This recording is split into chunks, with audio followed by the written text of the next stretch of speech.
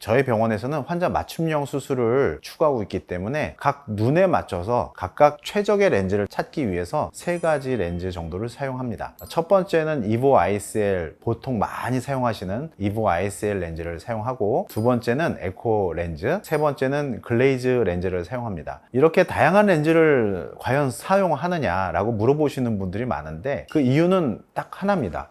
원장님, 제가 다른 안과에서 시력교정 상담을 받았는데 레이저 시력교정술은 아예 안 된다고 하더라고요. 그럼 저는 시력교정을 아예 못하는 건가요?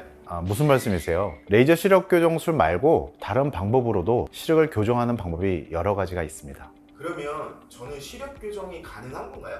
어떤 수술인가요? 레이저 시력 교정술이 불가능하신 분들이거나 아니면 또 다른 이유 때문에 레이저로 시력 교정술을 하기 힘들다면 렌즈 삽입술이 우선적으로 추천되는 수술입니다. 각막을 절삭할 필요가 없고 또 눈 안에 렌즈를 이렇게 삽입하는 과정을 통해서 수술하기 때문에 라식, 라섹 같이 레이저로 하는 시력 교정술이 불가능하신 분들은 렌즈 삽입술로 시력 교정을 충분히 가능합니다. 오늘은 PD님처럼 레이저 시력 교정술이 불가능하신 분들에게 적합한 렌즈 삽입술에 대해 왼손, 오른손, 양손 수술 전문가 오영삼 원장이 자세히 설명드리도록 하겠습니다. 과거에 라섹이나 라식 이후에 재수술을 해야만 하는 상황에서 다른 대안이 없을 때요, 각막이 얇다든지 또 나이가 너무 많다든지 각막의 모양 자체가 울퉁불퉁한 것처럼 그런 분들에게는 렌즈 삽입술이 좋은 대안이 될 수 있습니다. 특히나 이제 원추각막이나 또는 각막 변형증이 있으신 분들에게는 렌즈 삽입술을 통해서 훨씬 더 맑고 선명한 시력을 찾으실 수가 있고요. 최근에 조금 더 이슈가 되는 부분 중에 하나는 지금 찍고 계시는 영상 PD님이나 아니면 예술 계통에 계신 분들, 색감이라든가 또는 대비감도에 저하가 없어야만 하는 분들이 계시죠. 그런 분들에게는 렌즈 삽입술이 가장 최상의 수술 직후 다음 날부터 원데이 시력 회복에 가장 중요한 수술 방법이 됩니다.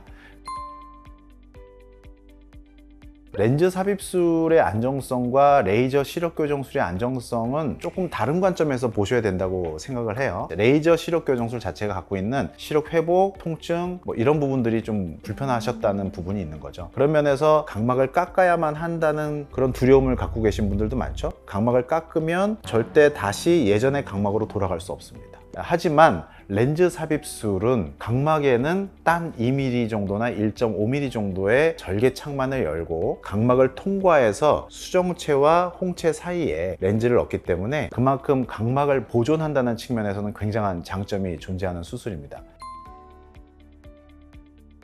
저희 병원에서는 환자 맞춤형 수술을 추구하고 있기 때문에 각 눈에 맞춰서 각각 최적의 렌즈를 찾기 위해서 3가지 렌즈 정도를 사용합니다. 첫 번째는 이보 ICL, 보통 많이 사용하시는 이보 ICL 렌즈를 사용하고, 두 번째는 에코 렌즈, 세 번째는 글레이즈 렌즈를 사용합니다. 이렇게 다양한 렌즈를 과연 사용하느냐라고 물어보시는 분들이 많은데 그 이유는 딱 하나입니다. 환자 눈에 맞춤형 수술을 해드리기 위해서고요. 주변부 전방각의 깊이, 또 홍채의 두께, 수정체가 얼마나 솟아있는지, 뒤로 많이 꺼져 있는지를 보고 거기에 적합한 렌즈를 찾기 위해서 저희 병원에서는 이보 ICL, 에코 렌즈, 글레이즈 렌즈 3가지를 전부 다 사용을 하고 있습니다. 각막 내피세포는요, 펌프입니다. 펌프. 각막에 물이 찼어요. 그 물이 차면 각막은 되게 뿌옇게 변합니다. 그 물을 빼주는 펌프라고 생각하시면 돼요. 근데 그것이 각막의 안쪽에 층 하나로만 이루어져 있기 때문에 손상을 받으면 각막이 뿌옇게 되고 나중에는 허옇게 돼서 안 보이게 될 수 있습니다. 안내렌즈 삽입술과 관련해서 각막 내피세포 수가 줄어드나요 안 줄어드나요 하고 굉장히 궁금해 하시는 분들이 많을 것 같습니다. 수십 년간 수술을 해보면서 느낀 건 수술 과정에서 특별한 문제가 없다면 각막 내피세포 이슈는 걱정 안 하셔도 됩니다. 단 여러분들께서 눈을 비빈다든지 또는 부딪힌다든지 교통사고를 나서 앞쪽에 헤드레스트에 눈을 부딪혔다든지 할 때는 일정 부분 내피세포의 감소가 있을 수 있고 또 나이가 들면서 정상적인 감소가 나타날 수 있습니다. 하나 더, 각막 내피세포의 감소는 렌즈의 장기간 착용에 의해서도 생길 수 있습니다. 특히 산소 투과도가 낮은 서클 렌즈나 컬러 렌즈를 장기간 사용하게 된다면 각막 내피세포 수가 줄어서 펌프 기능이 망가지면 각막이 붓고 아침에 일어났을 때 선생님 뿌옇게 보여요 라는 얘기를 하실 수가 있어요. 그래서 각막 내피세포는 여러분들에게 투명도를 결정해주는 좋은 세포니까 절대 손상받지 않도록 조심해 주시면 고맙겠습니다. 렌즈 삽입술을 고민하고 계시다면 이거 하나는 반드시 아셔야 됩니다.